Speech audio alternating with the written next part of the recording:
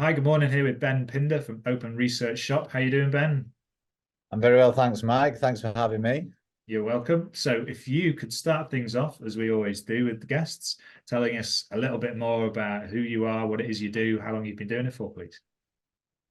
Yeah, of course. So as you've said, I'm Ben, and I work for or created a company called Open Research Shop. And what we do is we tokenize research proposals and allow crowdfunding to go into that to raise money for the research projects. We also then help the researchers commercialize the shared IP that might come out of their research. We do this not using cryptocurrency, we're actually using pound and dollars. So most of the people who associate tokenization and blockchain instantly think about cryptocurrency, but we've built our own private blockchain, which allows us to facilitate the crowdfunding using fiat currencies, so pounds and dollars to me and you. Yeah, so that's what we do essentially. Excellent. Has it been launched yet? No, so we have a proof of concept. We are currently on a startup incubator. So we're validating that product or the idea, the Yeah, concept, yeah. and we're now moving forward with finishing the MVP build. We're hoping to have that finished in the next couple of months. And we are then looking to launch with a pilot group of researchers and research funders to prove the concept, right? And then we're going to open it up to the wider market. Fantastic. So, how long have you been thinking of that? Where did this all start? So I had the idea, it must be about a year ago now. I was sat at home desperately thinking how I could raise some money for my own PhD after being unsuccessful in a scholarship interview. And around about that time, people were spending ridiculous amounts of money on NFTs of gorillas and rocks, which had no purpose whatsoever. So I Yeah. thought, well, surely someone will buy my PhD if I put it into an NFT. Um, and then it sort of evolved from there. And since then, I've managed to find a way of adding utility to the NFT, so the commercialization of the intellectual property that comes out of it. Mhm. Yeah, so that's where I had the idea. So I had the idea about a year ago, and then we've actively been working on the business for about 6 months now. Cool. And what's your background kind of before that? Have you launched any other businesses or been involved with them? Yes, so I have a very varied background. I left school as a 16-year-old with a girlfriend who was pregnant, and I very much needed to find a way to make money. So instead of going and doing my A levels and going straight to university, I made the decision to be a bricklayer because actually I just really enjoy building things, and being a bricklayer, in my eyes, was the best way of being able to build stuff and also put some money in my back pocket, right? Unfortunately, it didn't quite work out that way because in 2008, when the financial crash happened, Yeah. I lost my job. But luckily, I was studying a HND in construction in the built environment, and I was offered a job at a housing association to become a surveyor for them. I finished that HND with 100%. I managed to get through the entire course without dropping one mark. And then my teacher shoved the university prospectus under my nose and he said, Ben, you really should consider going to university. Having never really thought, well, we'll never get the opportunity to do that, I grasped it with both hands. I went and did events management. And whilst I was there, I created a social enterprise in an events agency. And we gave all of our profit to the welfare department on Falmouth University to support the students there. That won a pre-incubation award, and then I was offered a full scholarship from the University of Sheffield to do a master's degree. Fast forward to today, I've actually done 4 degrees. So I did 2 master's degrees, a bachelor's degree, and Google sponsored me to do a front-end development degree. Amazing. What a background there. Thank you for that. Yeah. So, how would you describe your journey to date then to get to this point, if there's one word, and then expand on that? Um, I would I would probably say it hasn't been straightforward. It's been hard work. I had to try really, really hard. It hasn't come easy to me at all being academically minded. I went from being a bricklayer to a student, Yeah. so I have much backup or practice of academia until that point. So I had to spend most of my time in the library reading and studying Mm. uh, to pick up those academic skills. I'm also a dyslexic person, so I can't spell or write very clearly. So I have to read. Challenge. Yeah, I have to read. I actually couldn't read very well either, but I can read quite well now. But Yeah. through practice and commitment and determination, I've been able to reach a place that at one point seemed impossible for me to get there. It's interesting about you going from academia into business, but you've always had obviously that desire to do it there, but you've flirted between two because quite often academia can be one box and then business and entrepreneurialism can kind of be another, like just do it and then studying how to do it. But you've kind of crossed over with both. Is that fair to say? Yeah, that's very astute point that you've made there, Mike. I guess because I had a need to make money when I was so young, I was very money focused. And, I used to plaster on the weekends with my friends while I was at school. And, I always thought, right, I don't just want to be one of the guys doing the job. I want to be a man who owns the business, and I want to have Yeah. people working for me because that's grounded in me, I think. Um, so then I was lucky enough just to study a course which is essentially about creating businesses, and I've just, as you've said, mashed them both together and applied it in everything I do now. Nice one. So what does the future look like then from where you are now? Obviously, it's early days in the life of a startup with your MVP, but where do you see this going? What are the Yeah, obstacles very that early you days. So I would still like to get a PhD. yeah. I'm looking at scholarships at the minute, but I think what's more realistic is I will finance my own PhD through my product. When that happens, I'm not quite sure because I'm rather busy doing Open Research Shop.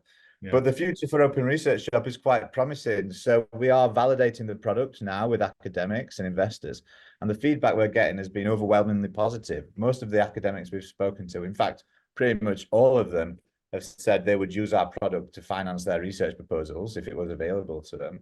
Yeah. Um, so to enable us to get there, we're trying to find some money to help us to do that.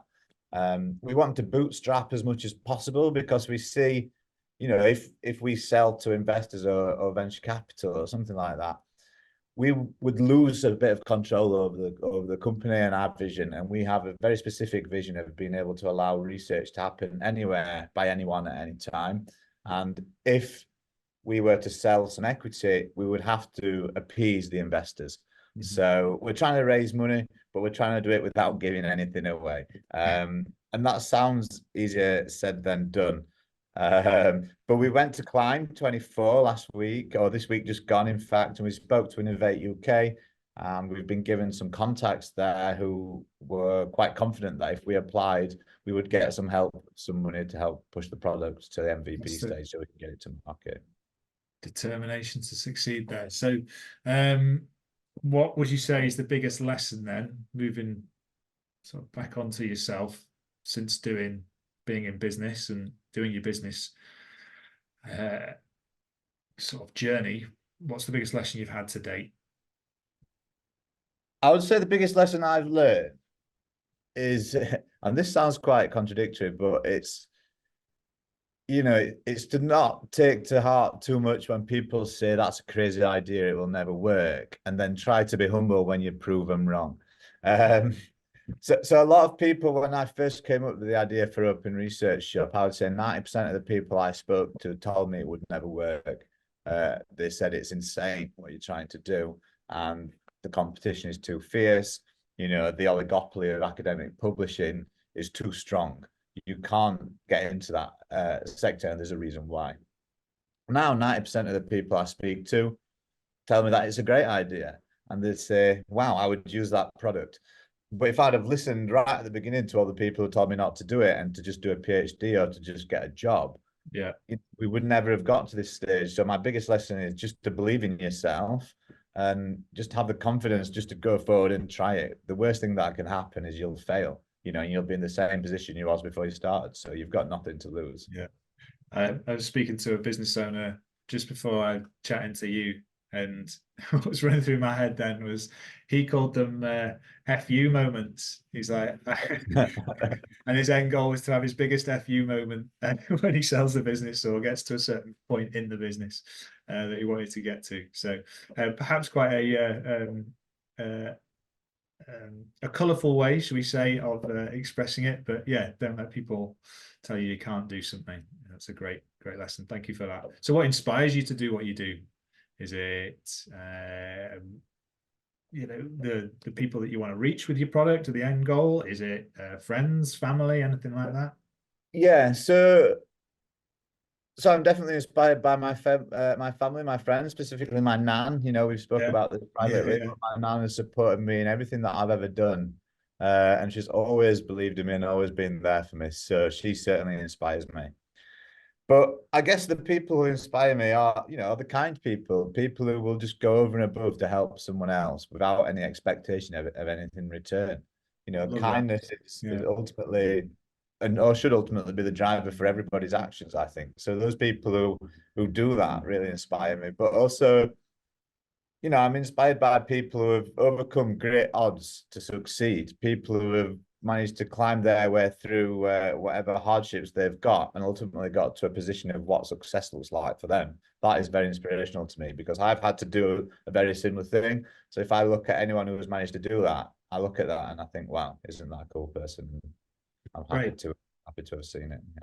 That's a good one. I've don't think I've quite heard inspiration mentioned like that. So yeah, I really like that, the kindness reference there.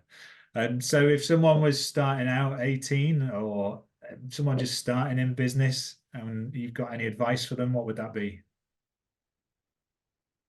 I guess I mean, I would say my advice to anyone starting out, whether they're 18 or 64, would be just to acquire as much knowledge as possible around the thing that you want to do, right? Mhm. Go at it like a crazy obsessed person. Just try and take in as much knowledge from as many different people as possible, and then assimilate that knowledge and, uh, you know, try and pull out of it useful parts that you can apply to your journey into entrepreneurship. Um, Second to that, just don't be afraid. Just do it. You know, so sort of ironic just to say just do it, but what have you got to lose? At the end of the day, you could spend your whole life dreaming about doing something and never do it, and still be in the same position of trying to do it and failing. So you might as well just put all your eggs in that basket and go for it. Is my theory. But I have a very high tolerance for risk, so some people might not do that. Yeah, But yeah, I would just say do it because at the end of the day, what's the worst that can happen? You know. good stuff. Love that. Thank you. So, lastly, in terms of any latest news, or even just a case of sharing, have you got a website that if people want to find out more about you, that we could go to? Feel free to share that now. Yes, so if anyone wants to find out about us, Mike, they can go to openresearch.shop and there's some information on there and a contact form for people to fill out. What we're really looking for at the minute are people who want to be early adopters of the product. Like I said, in a couple of months, we'll have an MVP out, and we would really like to find some people who want to finance their research projects or indeed want to have a look at investing in research as an asset class, Yeah, something that is really on the market yet. So we've created that. Um, so yeah, anyone from retail investors to angel investors to private equity investors or institutions or commercial entities, you know, anyone who wants to add a level of risk to their investment portfolio, they can come to our website, fill out a contact form, and we can introduce them into the method of how to do that. So yeah, anyone who wants to invest in research or have their research invested in should go to openresearch.shop. We can help that. brilliant. Thanks, Ben. It's been a real pleasure talking with you, and I genuinely, sincerely hope that you have a great future with the Open Research Shop. Thank you very much, Mike.